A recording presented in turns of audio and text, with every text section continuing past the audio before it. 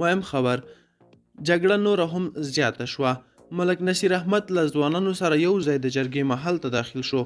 بلخوا خوشحال کاکړ وایي پر جرګې برید به دویمه به بړه وي او بې ځوابه به پاتې نشي.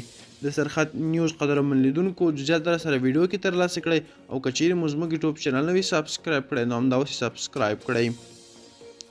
د پردو قوم مشر ملک نصیر احمد له ځوانانو سره یو ځای د پښتون قومي عدالت جرګې پنډال ته داخل شوی او په ځوانانو یې غږ کړی چې بیرته سره راټول شي. نوموړي ویلي په هیڅ صورت نه پر شا کیږي او میدان تقریبا بیرته دوی نیولی دی.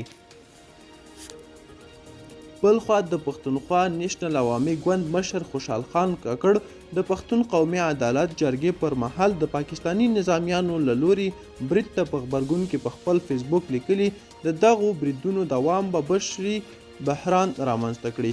نوموړي خبرداری ورکړی د جرګې پر ګډونوالو برید به د بړې پیښې تکرار وي چې نتیجه به یې ډیره خطرناکه وي. د راتلونکي حالت عواقب به د ریاست موجوده خیبر پښتونخوا او وفاقي حکومتونه پر غاړه وي.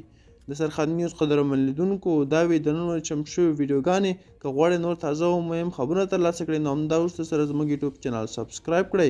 تر بیا هم په الله سپارم. ښه وخت، ښې چارې.